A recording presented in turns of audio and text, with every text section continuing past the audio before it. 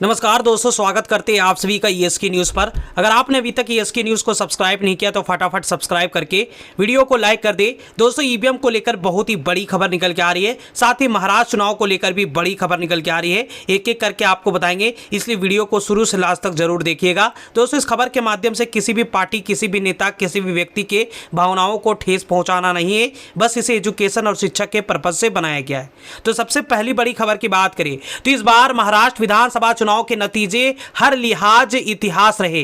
जी हां दोस्तों, हर लिहाज से इतिहास रहे, क्योंकि भाजपा ने 200 का आंकड़ा पार कर दिया। भाजपा ने रिकॉर्ड 132 सीटें जीती। कांग्रेस भी पहली बार केवल 16 सीटों पर सिमट गई।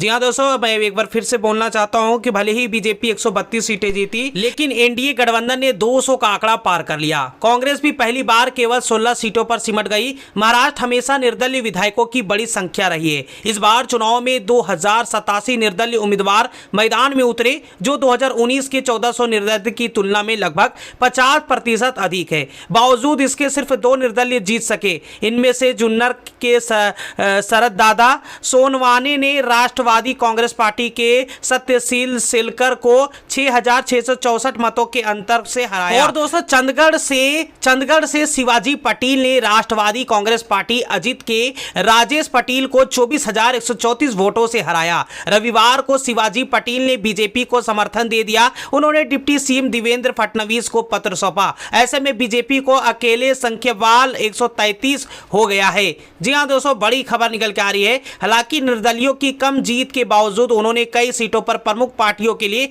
चुनौती खड़ी की है। महाराष्ट्र में 23 सीटों पर निर्दलीय उम्मीदवार सीधी टक्कर में थे। इनमें से 21 सीटों पर दूसरे स्थान पर रहे अहेरी और एरोली, अमलानेर, अष्टी, बडनेरा, कल्याणपुर, कन्नड़, कर्जत, करमाला, कोल्हारपुर, मेढा, मेलगांव, मावल, नदगांव, पटना।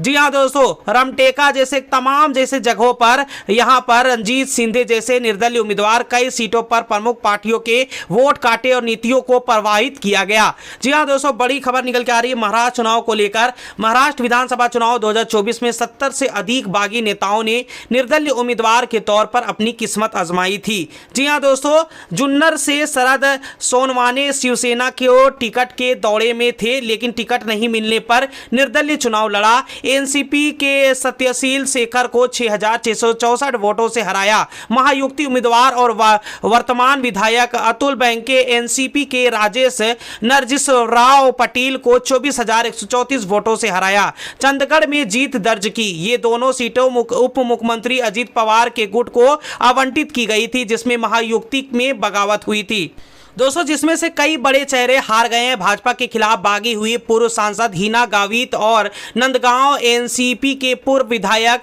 समीर भुजबल ने निर्दलीय चुनाव लड़ा था। गावित तीसरे स्थान पर, भुजबल दूसरे स्थान पर रहे। संगली में कांग्रेस के जयश्री पटेल ने 32,736 वोट प्राप्त किए, जबकि एमवी के अधिकारी उम्मीदवार पृथ्वीराज पटेल 36,135 वोटों से हार गया।